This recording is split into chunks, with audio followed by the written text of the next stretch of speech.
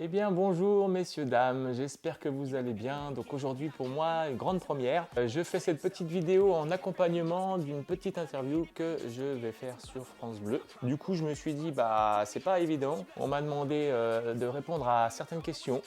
Et du coup, j'ai décidé de faire cette petite vidéo d'accompagnement pour les gens qui auront écouté, pour les gens qui voudront avoir un visuel et puis simplement pour être des fois un petit peu plus précis, sachant que je vais avoir un temps court, que je vais être en direct et que ça va pas forcément être évident pour moi de vous donner toutes les informations. Ça sera un thème fessier.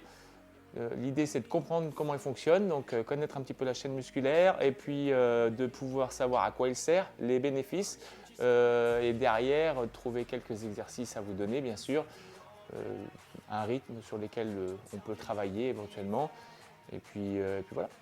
Donc du coup on va attaquer, c'est parti. On parle de la chaîne musculaire du fessier parce que du coup il y a plusieurs muscles qui sont mis en travail en synergie pour la chaîne musculaire des fessiers. On a communément l'habitude de dire qu'il y a le petit, le moyen et le grand fessier. En réalité il y en a beaucoup plus, mais on utilise essentiellement ces trois-là. D'une pour expliquer un petit peu le fonctionnement, on va dire, du mouvement fonctionnel, et de deux, sachant que les autres vont fonctionner de toute façon en synergie sur le même genre de mouvement. Ils vont juste être action un peu plus sur la rotation ou éventuellement sur l'abduction ou sur l'adduction, etc. Sachant qu'à chaque fois, de toute façon, on sollicitera soit le grand fessier, soit le petit et moyen fessier, soit l'ensemble des trois. Fessier, on parle de chaîne musculaire parce que justement, on est un maillon de la chaîne. Le fessier est un maillon d'une chaîne qui part du pied jusqu'à la tête. On a une chaîne musculaire complète. On va avoir les mollets, effectivement, donc les jumeaux, le solaire, etc. On va remonter, on a les ischios, on a les fessiers. À l'intérieur des fessiers, on va en trouver plein, des adducteurs, des abducteurs. Bref, une tripotée, mais ce n'est pas le but aujourd'hui de voir ça. Le but, c'est de comprendre à quoi sert le fessier. Le fessier, il est action, il est extension même plus exactement, de la hanche. C'est-à-dire que là, mon fessier, tel qu'il est là, vu que j'ai mon poids de corps, il est quasiment en repos. J'ai bien dit quasiment parce que ça va dépendre des gens. Il y en a qui vont être en tension déjà dans cette position-là. Tout dépend du type de posture que vous avez. Un fessier, il va vous servir à faire quoi? Il va vous servir à faire ce mouvement de redresser au niveau de la hanche. Parce qu'au niveau du dos, il se passe autre chose et c'est d'autres muscles qui rentrent en ligne de compte. Donc là, ici, il sert en termes de contraction à replacer simplement l'ensemble de mon corps. Si je fais un squat, pareil, il y a une flexion au niveau de la hanche. Donc là, mon fessier il est étiré. Pour qu'il se contracte, il faut que je pousse et que je remonte. Et évidemment, il n'y a pas que le fessier qui travaille. D'ailleurs, les gens qui font des squats le savent très bien. Les cuisses sont sollicitées, les quadriceps, etc. Il y a le fessier plus les cuisses. Ça peut être les adducteurs si vous travaillez en squat sumo, etc., etc. Donc, quand on a compris ça, ça devient facile de le travailler. Il suffit simplement de faire des extensions, des flexions dans un premier temps de hanches, d'une manière, d'une autre, pour pouvoir à chaque fois faire une contraction du muscle fessier pour arriver à l'extension de la hanche. À quoi ça sert? Au quotidien, ça sert à tout. En ce qui concerne la marche, le fessier, il n'est pas hyper essentiel, mais il est transmetteur donc d'énergie du bas vers le haut. Donc, c'est-à-dire que pour le maintien de la posture, il est important. Le fessier fait partie du postural. Par contre, pour tout ce qui va être grimper, monter, escalier, échelle, montagne, etc., dès lors où vous allez avoir des grands enjambés, du coup, automatiquement, vous voyez bien mon fessier ici étiré, il va falloir pousser et il va vous servir, bien sûr, à être puissant.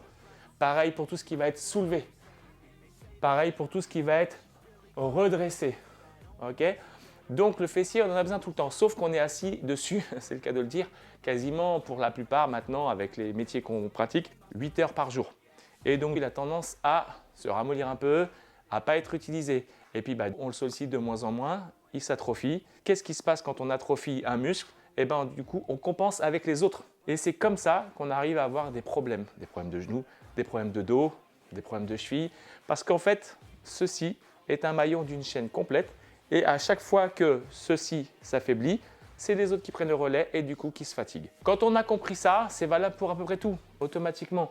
On va faire un petit tour des exercices. Donc, le plus connu, le plus simple, le squat. Squat, je plie. Dans l'idéal, je garde mes talons bien au sol. je pousse les fesses derrière. Pas besoin spécifiquement, comment dirais-je, d'être vraiment en arrière, simplement les talons au sol, parce que c'est dans vos talons que vous allez transmettre la puissance. Vous voyez, mes genoux, ils passent un peu devant. On dit souvent, les genoux ne doivent pas dépasser la pointe de pied. Ce n'est pas une vérité générale, surtout vous devez être bien dans vos talons. Le regard assez haut, le dos placé, et je pousse. Quand je pousse, c'est une action synergique entre différents muscles, mais le muscle fessier en fait partie. Vous êtes aussi en capacité, normalement, de solliciter un muscle volontairement. C'est-à-dire que sur un mouvement comme celui-ci, on peut décider de relâcher un peu le fessier et de serrer bien les cuisses pour pousser. Du coup, vous allez le sentir beaucoup plus dans les cuisses et beaucoup moins dans les fessiers. Ou alors, au contraire, de pousser fessier, vous voyez, presque avec une petite rétroversion pour que le fessier soit en contraction immédiate et il fasse le travail sur l'ensemble du mouvement. Ce qu'on peut faire en squat écart classique, on peut le faire en squat sumo. Vous allez solliciter les adducteurs un petit peu en plus, mais le fessier reste sollicité. Ok, et pareil pour ce qui est du squat serré. On pousse, on redresse. De même que fente, ici, avec un retour de jambe, ou alors fente sans retour de jambe, ou alors mieux fente avec une extension. L'intérêt, ça va être ici de ressolliciter le fessier vers l'arrière, extension, soit avec un genou, soit avec un kick. Toujours dans le travail de fessier pur, vous pouvez faire des petites planches. Je descends. Ici, vous voyez, hop, si je trouve mon équilibre, quasiment rien au niveau de la cuisse, même si elle travaille un petit peu parce que du coup, j'ai mon genou qui est fléchi. Par contre, comme il y a une flexion de hanche, dès que je veux me redresser, c'est le fessier qui travaille.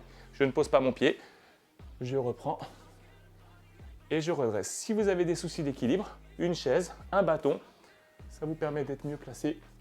Et je redresse. Celui-ci, très intéressant pour le fessier. J'enchaîne. Cette vidéo, elle est rapide. Elle vient juste compléter un petit peu ce que j'ai dit ou ce que je suis en train de dire. Ça dépend à quel moment elle va être postée sur YouTube, si j'ai le temps.